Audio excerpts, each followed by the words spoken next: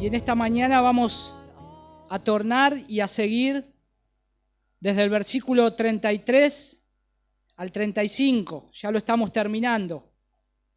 Nos vamos a detener en los versículos 33 y 34 porque el 35 hay una linda lección de generosidad. En el contexto de Hechos capítulo 20, les recuerdo para aquellos que vienen por primera vez o aquellos que no han seguido el hilo de la predicación, estamos viendo todo Hechos y es a partir del versículo 17 Pablo hablándole a los pastores de las iglesias de Éfeso, de la iglesia que estaba en Éfeso. Y él ya está terminando su discurso y pareciera que ya lo va a finalizar, pero todavía tiene muchas cosas que decirles. Y dice a partir del versículo 33, ni la plata, ni el oro, ni la ropa de nadie he codiciado. Vosotros sabéis que estas manos me sirvieron para mis propias necesidades y la de los que estaban conmigo. Vamos a orar una vez más. Señor, tú sabes todo lo que está pasando en este momento. Tú sabes y conoces cada corazón que está en este lugar. Hay tantas cosas misteriosas que nosotros no alcanzamos a ver y a comprender, pero tú conoces todas las cosas. Examina nuestro corazón, pruébanos, límpianos, ayúdanos, Señor. Da asistencia a cada uno de nosotros para que por medio de tu palabra seamos transformados. Aún, Señor, te pido tu asistencia para mi vida, para que pueda ser claro en la exposición de tu palabra, Señor. Y a aquellos que están oyendo, tú hagas la obra como siempre lo sabes hacer por medio de tu palabra, porque te lo pedimos en el nombre de tu Hijo Jesús. Amén. El apóstol Pablo le recordó a Timoteo, capítulo 4, versículo 16, cuando él le escribía la carta, le dio un consejo. Le dijo, Timoteo, ten cuidado de ti mismo. Ten cuidado de ti mismo. Es lo mismo que Pablo les dijo en Hechos capítulo 20, casi igual, casi lo mismo. Cuando él le está hablando a los ancianos en el versículo 28 le dijo, tened cuidado de vosotros. La persona más peligrosa que pueda estar cerca de nosotros somos nosotros mismos. Somos los que nos hablamos y nos influenciamos a nosotros mismos. Somos los más influyentes hacia nosotros mismos. Y por eso la palabra de Dios pone el foco en nuestro propio corazón. Que tengamos cuidado. ¿Quién conoce nuestro propio corazón? Ni nosotros lo conocemos. Es engañoso, dice también la Escritura. Pero también creo que estos son consejos del apóstol Pablo muy sabio, tanto a Timoteo como a los ancianos de Éfeso, porque el hecho de que un siervo del Señor, un pastor, se ocupe de actividades sagradas, no lo exime o no lo excluye de tentaciones. Por más de que sea un buen pastor que esté predicando fielmente la palabra de Dios, ese hombre de Dios, ese siervo, está expuesto a tentaciones. No solamente a muchas tentaciones como cualquier otro hijo de Adán caído, está expuesto a las debilidades comunes de todos los hombres, el egoísmo, las ambiciones, la vanidad, las tentaciones sexuales, la codicia, etc. Podríamos seguir con la lista. Y esto podríamos decir que son algunos problemas que enfrentamos los ministros, entre otras cosas.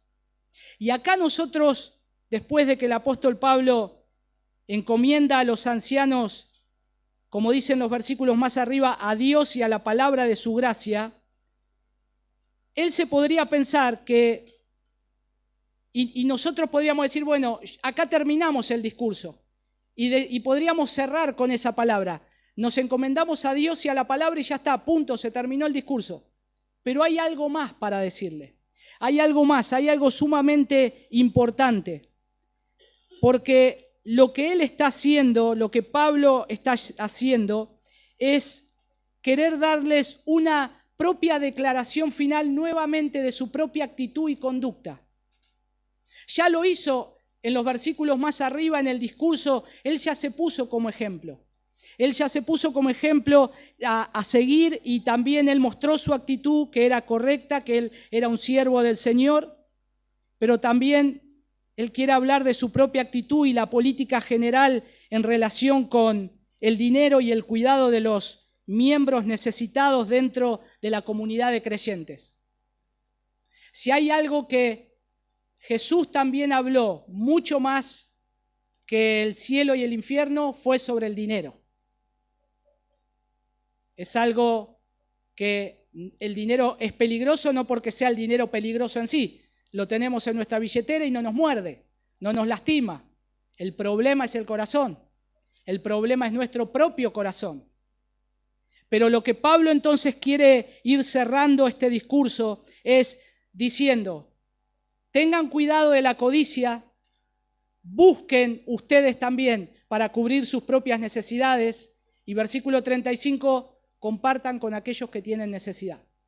Y acuérdense que esto se lo está diciendo a pastores, a ministros, a los que van a pastorear la grey del Señor. Entonces es sumamente importante, y créanme, mis hermanos, que no hay nada más apto para lanzar acusaciones siniestras contra los siervos del Señor que la forma en que manejan el dinero de otras personas. Por eso es sumamente importante no solamente que haya pastores, diáconos, pluralidad, sino también que haya hombres que se encarguen de las finanzas, fieles, y que el pastor trate de desligarse de esto, aunque sea un hombre correcto, aunque sea un hombre intachable, para que no se generen sospechas. Es bueno que otros hombres fieles, de buen testimonio, puedan hacer esto. Pero también tienen que tener cuidado, porque también tienen un corazón engañoso, también son hombres con una naturaleza caída, que están luchando con sus pecados. Entonces también tienen que prestar atención a esto. Pero Pablo se está refiriendo a los siervos del Señor. Y sabiendo esto, Pablo se despide, pero antes incluye un rechazo a los motivos codiciosos o a la explotación del rebaño, podríamos decir. Y creo que esto para nosotros no es algo nuevo. No es algo que nos sorprenda y digamos, oh, ¿dónde ocurre eso? Es moneda corriente casi. Lo vemos en muchos lados. Y el apóstol Pablo sabía que ellos podían llegar a caer también en la misma tentación. Porque los que estamos en el ministerio sabemos que luchamos con lo que muchas veces no tenemos y quisiéramos tener. No tenemos si quisiéramos tener. Entonces hay que ser muy cuidadosos. Hay que ser muy cuidadosos, tanto los pastores como los ancianos que pastorean la iglesia del Señor. Y estamos entrando en esta porción de la Escritura, en este tiempo donde está la explosión mundial del evangelio de la prosperidad. Ya hace años que esto ha pasado y viene infectando las iglesias desde ya hace muchísimos años atrás. Yo sé que muchos de nosotros hemos salido de lugares así, donde los predicadores de la prosperidad explotan diariamente a millones de personas pobres, desesperadas, empobrecidas, y ellos mismos toman partido de esa situación para enriquecerse, para formar poder y sobre todas las cosas, que es lo peor, predicar un evangelio que no salva a las personas, que no los lleva a estar en comunión con el Señor, no los lleva a verdaderamente encontrar al Dios de las Escrituras. Y eso es también algo terrible. Muchos de nosotros sabemos que, y hemos escuchado muchos testimonios, e inclusive hasta han sacado series ridiculizando a la iglesia evangélica. Y muchas veces lo vemos y no nos gusta, pero por otro lado pareciera que tienen razón. Es como que le damos una razón para que hablen. Porque no son siervos del Señor, no son predicadores que verdaderamente están predicando a Cristo y viviendo para la causa de Cristo. Son mercenarios de la fe. Son hombres que se quieren enriquecer no solamente sus ministerios, sus vidas, que usan el dinero de los fieles, volando en aviones privados, hospedados en hoteles de lujo, ganando miles de dólares, comiendo en restaurantes caros, ostentando lujos, etc. Y verdaderamente eso es una afrenta para el Evangelio. Eso es algo que avergüenza el Evangelio de nuestro Señor Jesucristo. Y esto es algo que nosotros hoy tenemos que tener en cuenta y tenemos que no solamente que saber detectar, sino de tener cuidado de que nosotros mismos no caigamos en esto. Por eso es este anuncio del apóstol Pablo. Una de las noticias del año pasado, y fue noticia, no vemos noticias de Brasil, pero esto pasó en Brasil el año pasado.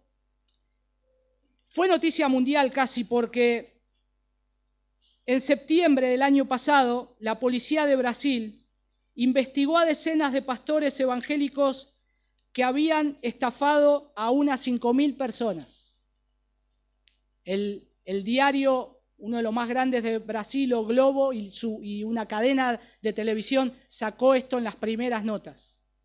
Y una de las cosas que decía era que hubo una operación que se llamó Falso Profeta, buscando a pastores y líderes evangélicos que se habían empezado a montar un imperio con estafas que alcanzaban los 30 millones de dólares. Y en esto, en la noticia, dice que lo habían hecho en los últimos 5 años a través de 40 empresas fantasmas o empresas pantallas, también se le dice. Y esto fue noticia porque empezaron a investigar que había entre esos pastores 800 cuentas sospechosas. Y cuando nosotros leemos esto y cuando nos anoticiamos de estas cosas, no solamente nos traen vergüenza y afrenta, sino que a los que nos ven de afuera dicen, ves, es lo mismo. Ahí vas a ir y te van a sacar la plata. Porque es como decimos en el verso popular, nos meten a todos en la misma bolsa. Pero cuando vamos a la palabra de Dios, nosotros vemos que esto no es así. Nosotros vemos al apóstol Pablo hablando, y en total contraposición a esto, la palabra de Pablo en Hechos 20, aquí en los 2 versículos 33 y 34, destaca la actitud desprendida y el modelo de trabajo del apóstol. No tiene nada que ver con estos hombres que hacen estas cosas. No tienen nada que ver con aquellos que quieren enriquecerse por medio de la fe. Van a estar, sí van a estar, de acá tal vez hasta que el Señor venga. Pero no es el modelo en el cual el Señor dejó para su iglesia. No es lo que el Señor nos está diciendo en su palabra, y no solamente nosotros lo tenemos que saber, sino que todas las personas tienen que saberlo. Y creo que es necesario que el mundo también vea el ejemplo de la iglesia del Señor, cómo se debe vivir en integridad financiera y honestidad. Si hay un modelo que la gente tiene que saber de cómo se vive en integridad financiera y honestidad, es acá en la iglesia. Tienen que venir a aprender eso. Y nosotros somos un ejemplo de eso. No solamente los siervos del Señor tienen que ser ese ejemplo. Toda la iglesia tiene que ser ese ejemplo. Toda la iglesia tiene que ser ejemplo en una integridad financiera. No solamente aquellos que sirven al Señor con los recursos de la iglesia, sino también aquellos que son simples laicos y trabajan en sus trabajos, en sus empleos, pero son honestos y viven en una integridad financiera. Por eso el título del sermón de hoy se llama Viviendo en Integridad Financiera, porque va a apuntar a estos versículos que vamos a ver. Pero sobre todo no perdamos el enfoque y el contexto. Pablo está poniendo prioridad a que esto lo tienen que escuchar los pastores. Los pastores tienen que ser ejemplo de esto. Los pastores de la iglesia de Éfeso, en primer lugar. Y quiero hacerlo simplemente considerando 2 encabezados. En primer lugar, renunciando a la codicia, porque es la palabra que aparece en el versículo 33. Y en segundo lugar, satisfaciendo para las propias necesidades. ¿Por qué tener cuidado de la codicia? ¿Por qué tener cuidado de la codicia? ¿Cuándo nace la codicia? Bueno, remontémonos a Génesis capítulo 3. Ahí la serpiente, Satanás empieza a tentar y acerca al árbol, a la mujer y al hombre al árbol en el cual Dios dijo no pueden comer. Pero dice ahí que el árbol era agradable, era deseable.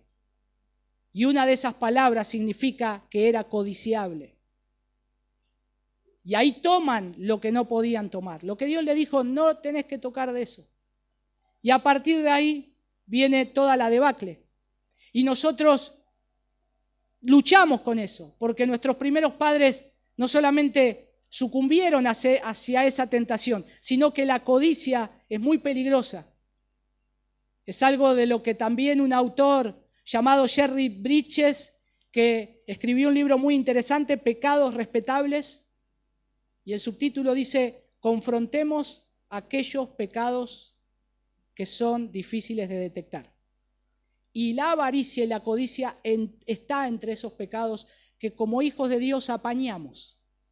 Como un hijito, ¿no? Lo cuidamos, no me lo toques, yo estoy bien con esto. Me puedo escandalizar de pecados más grandes, pero déjamelo ahí. La codicia es algo que tenemos que tener cuidado. La Biblia nos habla de muchos casos de codicia, de resultados nefastos y que también es inconsistente con la vida cristiana. Miremos un poquito ahí en Marcos, capítulo 7. Acompáñenme a Marcos, capítulo 7.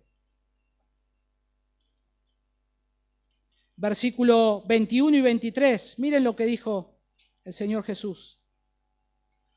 Porque de adentro del corazón de los hombres salen los malos pensamientos, fornicaciones, robos, homicidios, adulterios.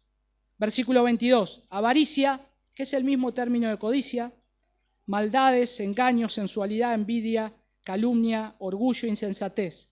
Todas estas maldades de adentro salen y contaminan al hombre. No es que haya problema en el dinero. El problema es nuestro corazón. El problema no es que yo gane mucho o que tenga un montón de recursos. El problema es mi corazón. Siempre es el corazón. Engañoso, más que todas las cosas. Y entre esos pecados está ahí la codicia. ¿Se acuerdan en Hechos capítulo 20, cuando el Señor da los mandamientos? Cuando el Señor expone uno de sus mandamientos que le dice al hombre, no codiciarás. No codiciarás nada de lo que tienen los otros. Y eso es una prohibición de Dios. Cuidado con esto. Por eso está. Y ahora, cuando nosotros lo vemos a la luz de toda la Escritura, es algo que es muy engañoso y que podemos llegar a caer, incluso aquellos hombres que están predicando la palabra del Señor. La palabra codicia es poner el corazón sobre algo que yo deseo con todas mis fuerzas y que no importa cuánto yo lo tenga que hacer para obtenerlo. Lo importante es obtenerlo. Es poner el corazón sobre, es anhelar, como por derecho, ¿no? Como decir, yo me lo merezco esto. Y yo lo tengo que tener. Y no importa si le saqué plata a alguien, si estafé a alguien, no importa. Mientras yo lo tenga, ya estoy satisfecho. Eso es codicia y eso es un pecado. Es un amor desmesurado por las cosas materiales. Un amor desmesurado por las cosas materiales. Permítame hacer una aclaración acá también, porque Pablo no dijo que nunca tomó la plata o el oro de nadie, porque sí aceptó él el apoyo financiero de la iglesia de Filipos, por ejemplo. Pero yo creo que lo que Pablo está diciendo acá va mucho más allá de eso, porque el argumento del apóstol Pablo, su afirmación, es aún más profunda, porque él estaba diciendo que no tenía ningún deseo de obtener beneficios materiales de sus convertidos. Yo no quiero tener beneficios materiales de ustedes, decía Pablo. Yo no estoy para eso acá. Yo no les vine a predicar por eso. No es mi intención, no es mi corazón. Y Pablo está haciendo esta declaración. Ni siquiera en forma de ropa. Noten lo que dice el versículo 33. Dice, ni la plata, ni el oro, ni la ropa. Ustedes saben, en ese entonces la ropa era algo muy codiciable. Se conocía a la gente por la clase de ropa que tenía. Sabía la persona que entraba a la iglesia si tenía ropa ostentosa o no, de qué clase social era, de dónde venía. Generalmente las personas de la época, los trabajadores comunes, tenían 2 mudas de ropa, no tenían más. Y eso también es, paréntesis, es un ejemplo de contentamiento, ¿no? Nosotros abrimos el ropero y no sé qué ponerme. Eso no lo decimos los hombres, generalmente. Pero, y hay ropa, pero para vestir a toda la iglesia. Sin embargo, acá tenían 2 mudas de ropa, pero los que tenían mayor dinero tenían más ropa y de una tela más cara también. Entonces Pablo lo que les está diciendo, que la ropa él ni siquiera, aunque sea valiosa, él la había querido pedir, ni siquiera vestirse, porque no solamente distinguía la ropa a los ricos de los pobres, sino que esta afirmación del versículo 33 abarca a los ricos y a los pobres. No quise nada ni de los ricos ni de los pobres. No es mi intención. El dinero nunca motivó a Pablo a servir a los demás. Su trabajo en Éfeso no se hizo para obtener beneficios económicos personales. Al contrario, ¿se acuerdan lo que le costó a Pablo? Le costó todo. Hasta casi le cuesta la vida estar predicando en ese lugar. Casi pierde su propia vida. Y él ni siquiera reclamó nada. Y noten una vez más que ahí lo que Pablo hace es se pone al frente de los ancianos de Éfeso como un ejemplo a seguir. Como un ejemplo a seguir. Este es el modelo. Sigan mi ejemplo. Yo no he codiciado la ropa, ni el oro, ni la plata de nadie, ni de ninguno de ustedes, ni de los que están en Éfeso, sean ricos o sean pobres. He codiciado, también la palabra ahí codiciado es anhelé. Yo no he anhelado, no he querido, no lo he hecho. Y casi que no podemos dejar de hablar acá del pecado de la avaricia también. Porque el pecado de la codicia está ahí metido con el de la avaricia. Están casi conectados, porque si nosotros seguimos conectándolo como un árbol genealógico, vamos a encontrar que también viene el contentamiento. Que yo no estoy contento con lo que tengo, por lo tanto, codicio algo y por lo tanto también me niego a dar lo que tanto me cuesta desprenderme. Entonces, ¿ven cómo está todo relacionado? ¿Cómo es una gran raíz? Entonces, esto va mucho más allá de eso. El pecado de la avaricia, Jesús mismo advirtió severamente a sus discípulos sobre el pecado básico de la avaricia. Acompáñenme ahí a Lucas capítulo 12, versículo 15. Lucas capítulo 12, versículo 15. Dice, y les dijo, estad atentos, guardaos de toda forma de avaricia, porque aun cuando alguien tenga abundancia, su vida no consiste en sus bienes. Cuidado, porque vos ponés tu corazón ahí y tu vida no depende de eso. Y aparte es un pecado. Cuidado con la avaricia. La avaricia engaña la mente y endurece el corazón. Cuando nosotros empezamos a albergar eso, lo que hace es, se empieza a engañar la mente, mi propia mente, y se empieza a endurecer el corazón de tal manera que después no me importa nada lo que yo haga. No me importa si llego a un escándalo de que yo exprimí tanto a la gente, le saqué tanto que ahora me están acusando de ser un estafador o, no sé, de ganar de manera ilícita un dinero. Es que llegó a ese punto. La avaricia. Hay un libro que les recomiendo que puedan leer en algún momento. Es un libro que se llama Dios, la avaricia y el evangelio de la prosperidad. El autor se llama Costi Hinn. Es el sobrino del reconocido Benny Hinn, el evangelista famoso que salía muchas veces en la tele con sus cruzadas. Acá a la Argentina vino. escribió un libro, nada de recomendable para leerlo, nada. Buenos días, Espíritu Santo, creo que era así. Tremendo ese libro de hereje. Pero imagínense que él construyó un imperio, este hombre, que fue terrible todo lo que empezó a ganar, el dinero que empezó a ganar. Y yo sé que muchas iglesias evangélicas, aún de Argentina, fueron muy influenciadas por este ministerio. Y Costi Hinn, el sobrino, él empezó a trabajar con Benny Hinn. Y de a poco él se fue dando cuenta que lo que estaban haciendo era exprimir tanto a la gente y hacerse ricos, que él se empezó a cuestionar, esto no es el evangelio. Y empezó a buscar verdaderamente, hasta que el Señor lo salva. Él hacía, de su tío, él hacía muchas veces el chofer, y a veces él estaba en las zonas VIP acomodando los lugares de los pastores que pagaban para estar cerca del evangelista. Pero en su libro hay algo muy interesante que él dice. Él ahora predica el evangelio, verdaderamente estudió en el seminario, en la escuela del maestro de John MacArthur, y es un excelente expositor. Pero miren lo que dice en este libro. Yo saqué una frase nomás. Y en una parte de la introducción él escribe: riquezas, lujo y confort son cosas que atraen a millones de desesperados hacia la promesa del evangelio de la prosperidad.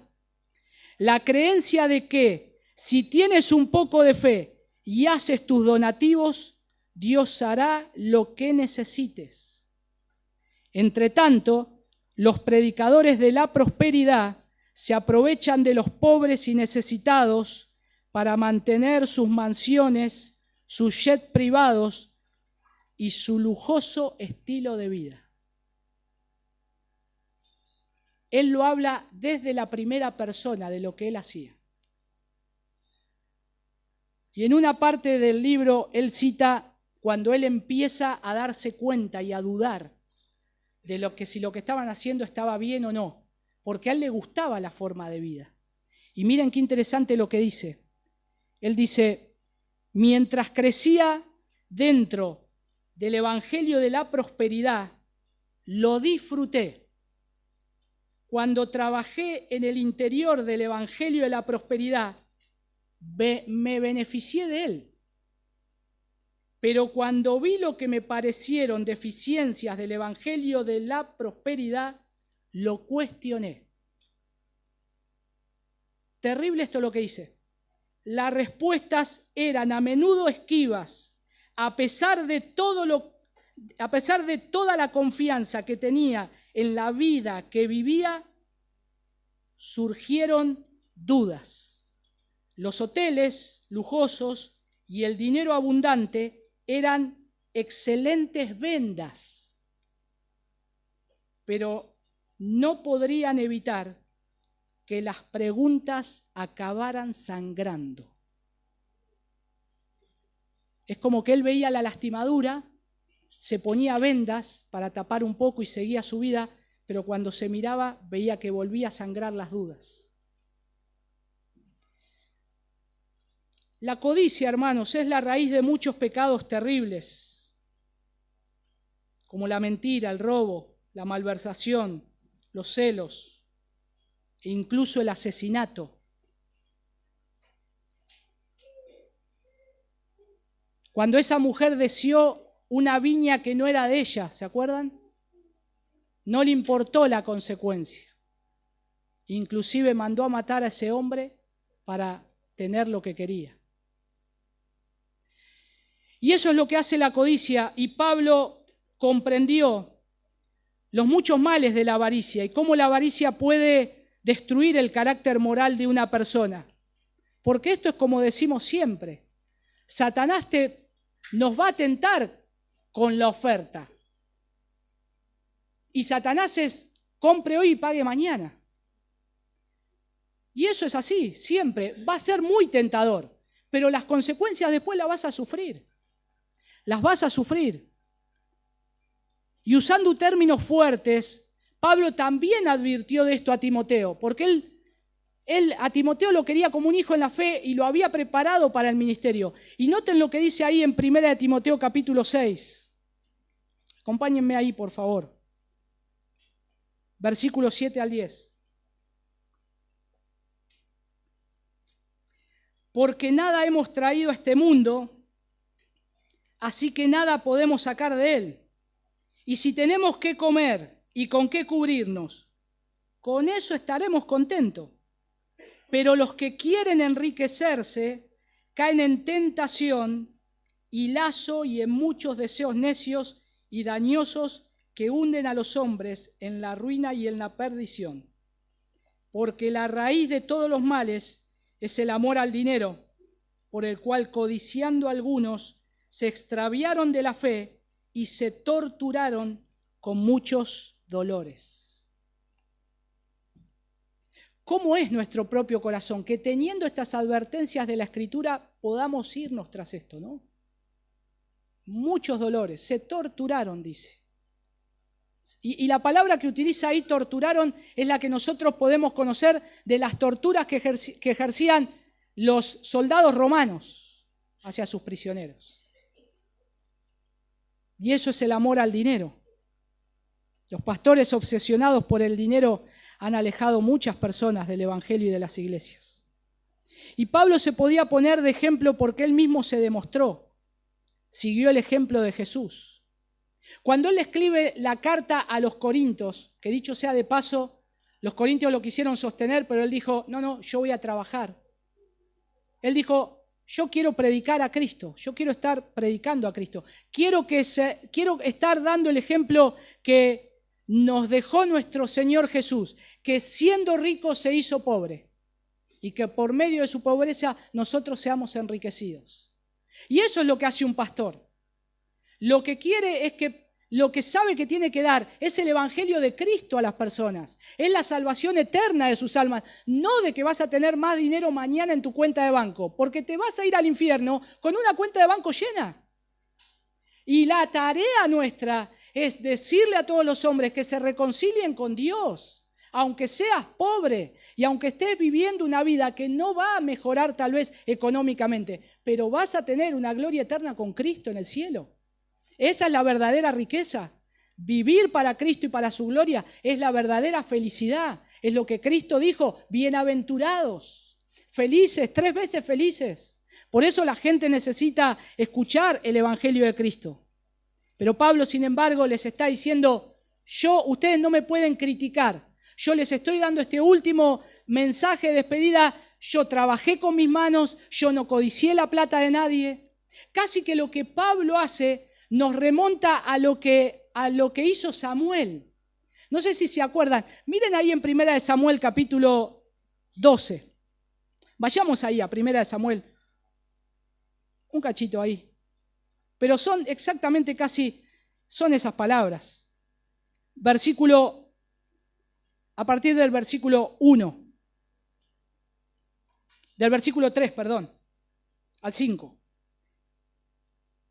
Samuel se está despidiendo, él se va a jubilar. Samuel acá se jubila.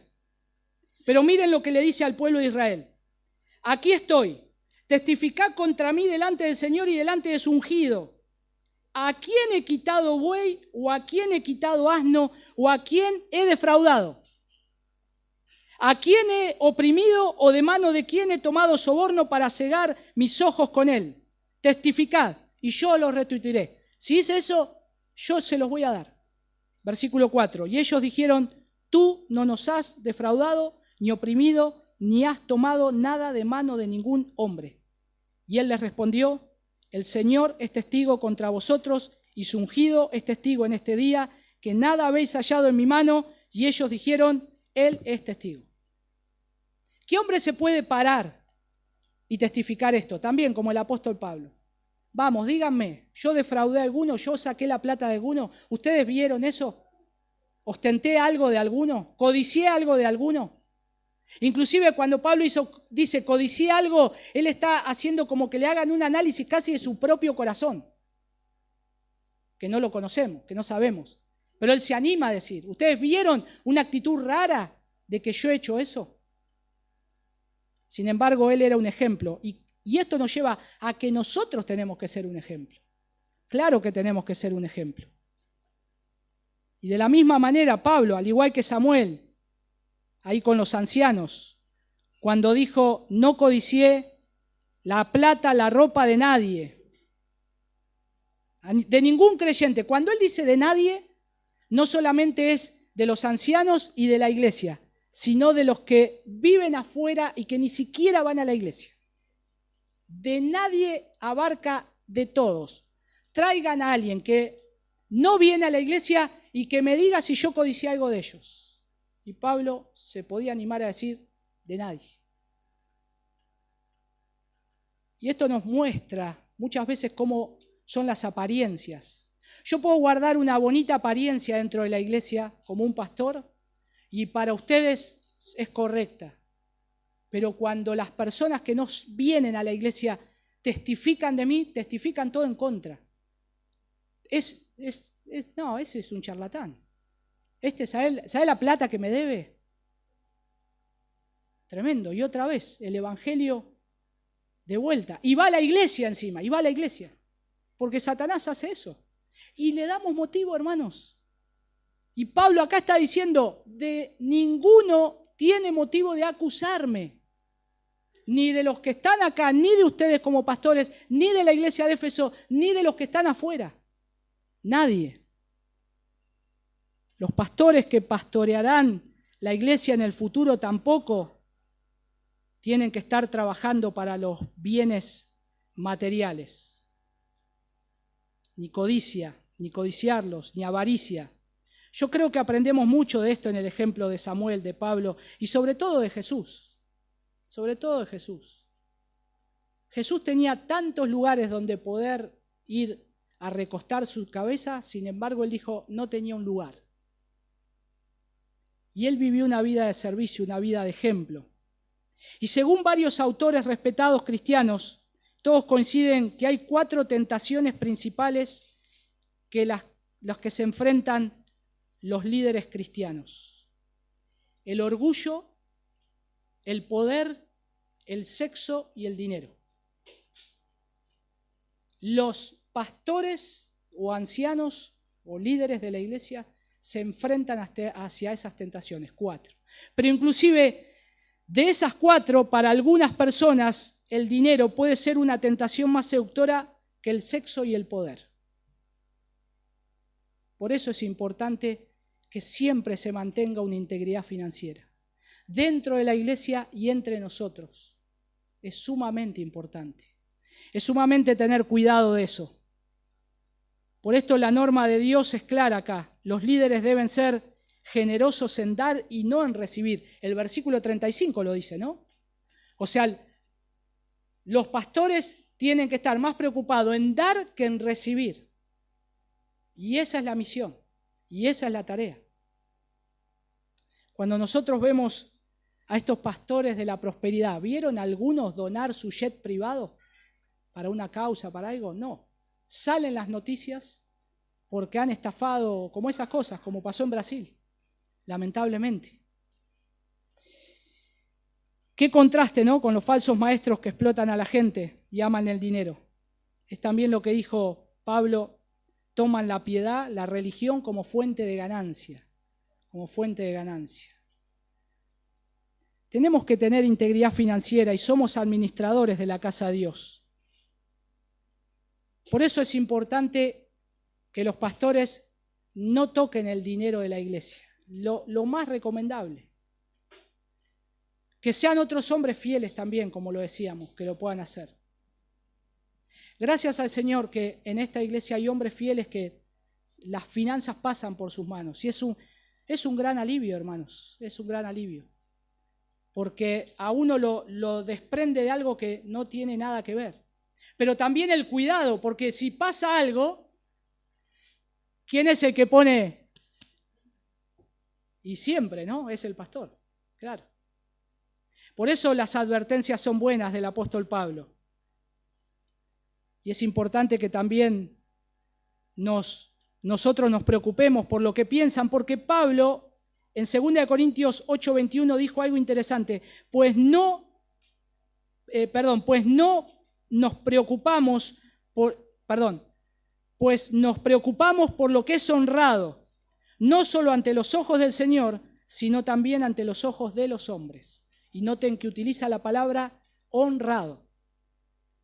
Nos tenemos que ocupar de esas cosas, tenemos que tener cuidado. Y ahora ya pasamos al segundo elemento acá, satisfaciendo para las propias necesidades, porque Pablo lo dice en el versículo 34. Dice, vosotros sabéis que estas manos me sirvieron para mis propias necesidades y de la de los que estaban conmigo. Lo que Pablo está diciendo acá, en el versículo 34, vosotros sabéis que estas manos me sirvieron para mis propias necesidades y la de los que estaban conmigo. Por tercera vez, Pablo cita el ejemplo de su propia vida. De vuelta se vuelve a poner él como un ejemplo. Y él trabajó en su oficio de hacer tiendas, ¿se acuerdan? Él era fabricante de tiendas, hacía tiendas tipo comerciales o inclusive a veces de casa, donde se hacían unas costuras y se montaban tiendas. Ese era su oficio. Él podía ir a cualquier lado y empezar a trabajar de eso y obtener ganancia de eso para sostenerse. Pero no solamente eso, también para sostener la obra del Señor. Él se sostenía para sus propios bienes, pero inclusive noten que acá dice que estas manos me sirvieron para mis propias necesidades y la de los que estaban conmigo. O sea, quiere decir que Pablo trabajaba en su oficio, se satisfacía sus propias necesidades y a su vez apoyaba a otros que estaban trabajando en la obra del Evangelio. Entonces nadie le podía decir nada, y esto es lo correcto también. Y esto es algo que nosotros tenemos que tener en cuenta, porque el trabajo en su oficio, que era hacer tiendas, él lo dio para la obra del Señor y también sostuvo a otros. Podía trabajar Pablo y con eso sostenerse para predicar el Evangelio, pero a su vez podía costear los viajes de otros también. Y esto era algo beneficioso ¿para quiénes? Para la iglesia. Era beneficioso para aquellos que recibían el Evangelio de parte de Pablo. Y esto creo que es un ejemplo que los siervos del Señor tienen que aprender. Y hoy parece que el contraste del otro lado, si no le pagás un avión en primera clase, no lo digo ni siquiera por los eventos que estamos planificando. Haciendo un paréntesis, el hermano Ryan va a venir en abril y él se costea todos sus viajes. Y es una bendición. Nosotros no podríamos pagarle un avión, ida y vuelta, un hotel, nada. Pero es un ejemplo. Y lo pongo ahora de ejemplo porque tiene que ver con esto. Pero sin embargo la contraposición o la contracara es que hay a veces hombres que piden viajar en primera clase, tener hoteles de lujo 5 estrellas, tomar la gaseosa Sprite baja en calorías, porque agua no pueden tomar, pues no sé, se le pican los dientes, no sé qué le pasará. Pero hermanos, he sabido de primera mano de hombres que han hecho eso. Y también, por la gracia del Señor, he conocido a hombres que yo les he preguntado, hermano, quiero que vengas a la iglesia, ¿dónde te querés hospedar? Y me dijo, donde ustedes vean. Mientras tenga un colchón y un baño, ya está bien. Y uno ve la diferencia ahí. Y dice, este es un siervo del Señor. Y es lo que también un poco el apóstol Pablo estaba diciendo. Yo he trabajado, no le pedí nada a nadie. Y ahí, cuando nosotros vemos esto, que el evangelismo en la iglesia temprana era de esta manera, que de poder financiar obreros autóctonos también con sus propios trabajos. Noten que Pablo cuando dice estas manos, cuando dice esto que lo está diciendo, él levanta sus manos, le muestra las manos. Por eso dice, estas manos. Y la palabra ahí, manos, es la palabra geir, es cavidad de la mano, donde entra una herramienta para agarrar. Al término nuestro es, nosotros decimos, este nunca agarró la pala, ¿no? Este no sabe ni lo que es agarrar una pala. Ya cuando decimos eso es una persona que es un vago que no sabe trabajar. Pero Pablo está diciendo lo contrario, dice, a mí estas manos me sirvieron para agarrar materiales y para trabajar.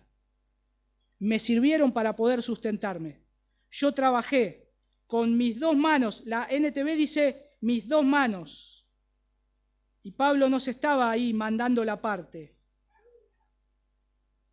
Porque ahí también, cuando dice estas manos, el término estas también denota trabajo, trabajar. Es lo mismo que Pablo hubiese dicho, yo con mis 2 manos trabajé. Hubiese estado bien ahí también poner eso. Me sirvieron para poder sostenerme, para poder trabajar. Cuando hoy en Argentina, hablando de aquellas iglesias bíblicas que se han comenzado a formar, y casi que he conocido, no personalmente a todas, pero casi a muchos pastores y obreros, la mayoría son bivocacionales. Tienen sus trabajos seculares afuera y trabajan hablando la palabra de Dios. Porque el contraste que Pablo hace acá es, yo trabajo hablando, utilizo mi boca para trabajar, pero también mis 2 manos me sirvieron para trabajar. O sea, yo trabajé con mis 2 manos, pero también yo trabajo con mi boca hablando. Y eso es lo que hace el predicador. Utiliza su lengua para trabajar y bendecir a otros y a explicar la palabra de Dios. Sin embargo, Pablo dijo, también mis manos me sirvieron para sostenerme. Y hay muchos pastores bivocacionales que hoy en Argentina hacen eso. Y están, ya hace años que están, algunos 10 años. Iglesias muy pequeñas que quisieran sostener a su pastor, sería una bendición. Y lo que hacen muchas veces es alivianarle la carga de pastor y le dicen, pastor, pedite estos días en el trabajo que te vamos a pagar un seminario de predicaciones positivas. Hermanos, qué bendición eso. Qué bendición. Qué bendición para la iglesia.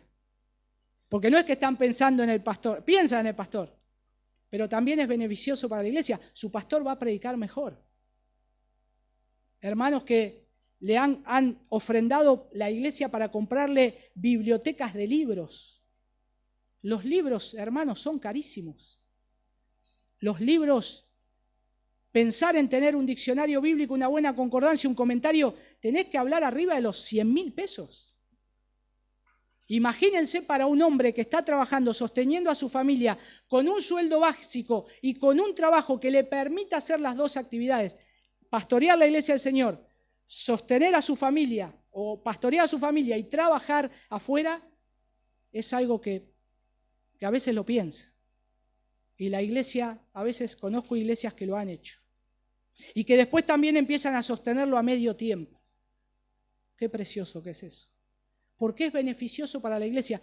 Tendríamos que hablar de esto, de las responsabilidades de la iglesia para con los pastores y de los pastores para con la iglesia. Yo creo que estamos hablando más de la responsabilidad de los pastores para con la iglesia. Pero acá es como que también seguimos el ejemplo de Pablo y Pablo está diciendo, yo he trabajado, yo me he sostenido y yo he estado sustentándome. Hay un pastor que amo mucho, excelente pastor, que él estuvo estudiando 6 años en el seminario de John MacArthur y él, para pagarse el estudio, hacía trabajos extras en el seminario, hacía trabajos de mantenimiento, pintaba o hacía cualquier arreglo. Y él me dijo, cuando terminé el seminario, los 6 años, cuando el mismo día que iba a tomar el avión para regresarme con mi familia a Argentina, yo estaba en el baño de uno de los dormitorios de ahí que tiene Grace, colocando una bañera, porque era lo último que me faltaba.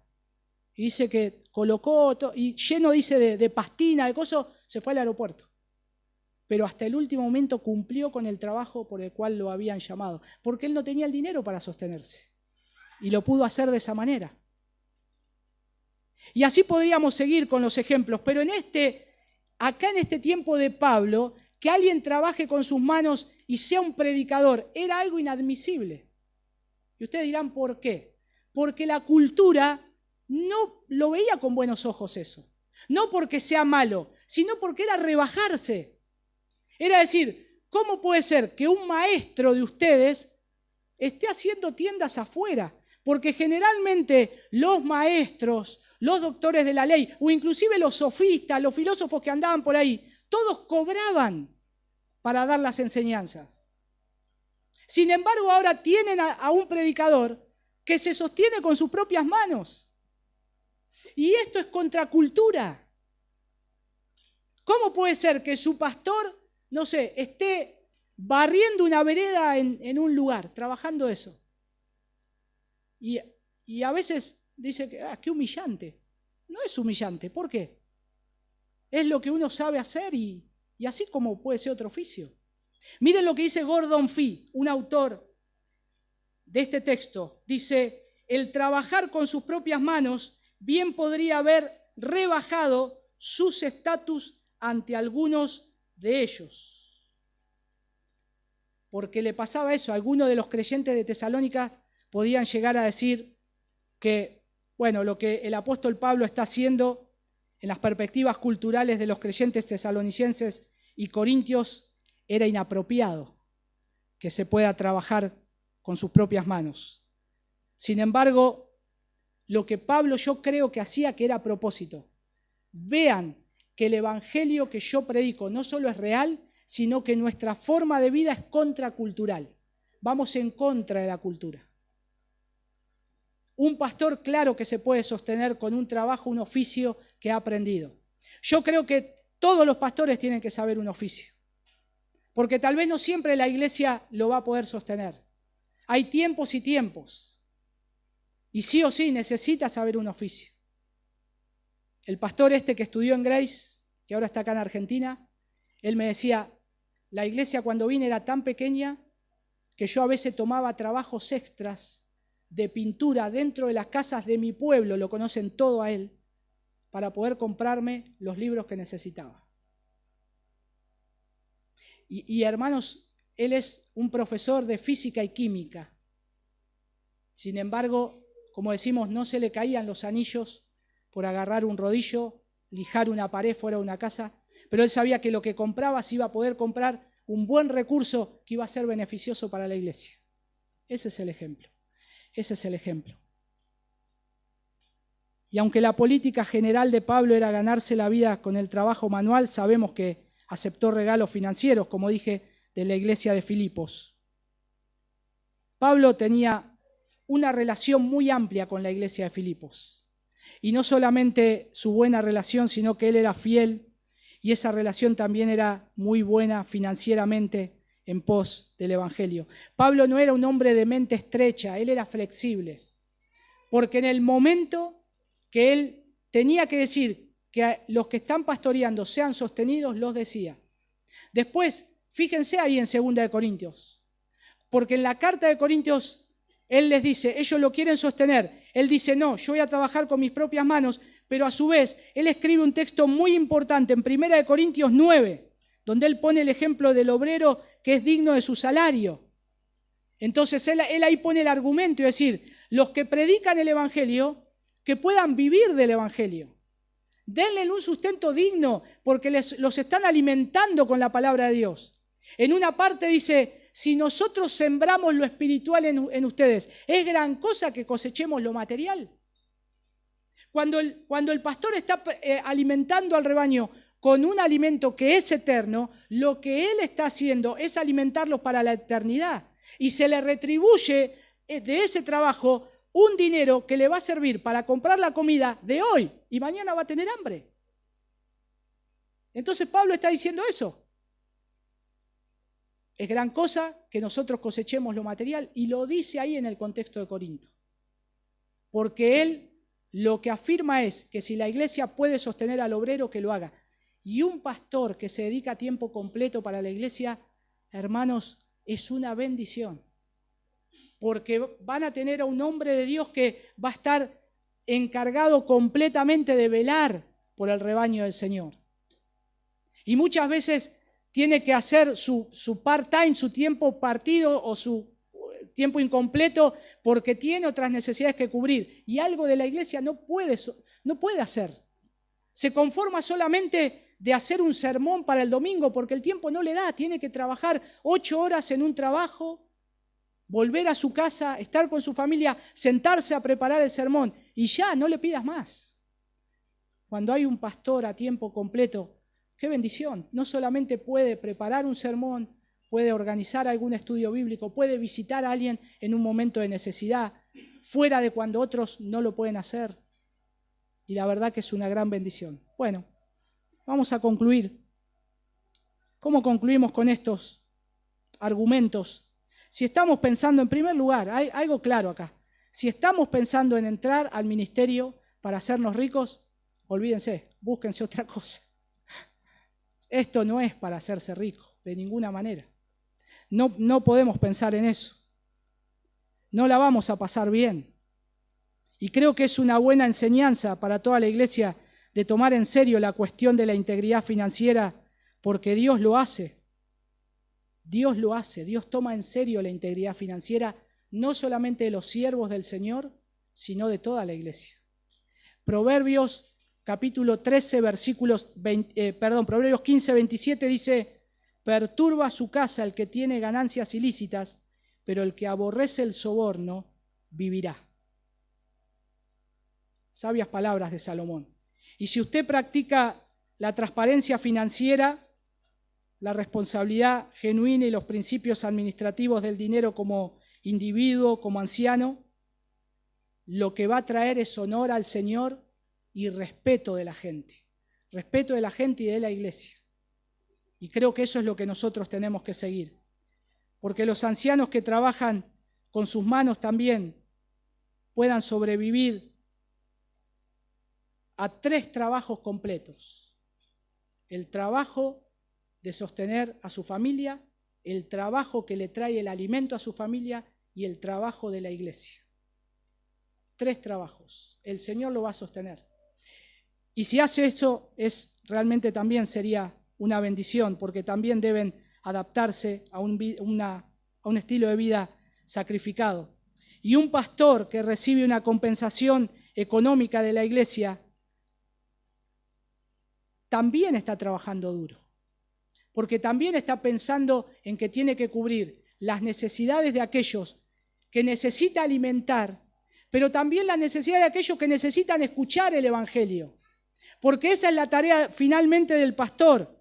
Los ancianos pastores no deben hacer todo el trabajo, porque también ahí están la que vienen los diáconos y aquellos que ayudan al pastor, pero los ancianos pastores tienen una gran tarea y es esta, y creo que Pablo la dejó bien fundamentada. ¿Qué tiene que hacer un pastor? Yo creo que Efesios capítulo 4, versículo 13 lo dice: perfeccionar a los santos para la obra del ministerio, para la edificación del cuerpo de Cristo. Esa es la tarea del pastor.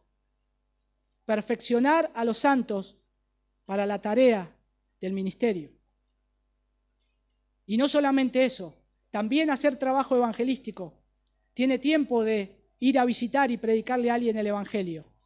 Porque nosotros estamos queriendo que la iglesia crezca y madure, pero a su vez estamos llamando a los pecadores al arrepentimiento, como lo hacemos cada domingo. Que aquellos que no creen en Cristo y que no conocen a Cristo, sean grandes, sean pequeños, sean adultos, jóvenes, ancianos, se tienen que reconciliar con Dios.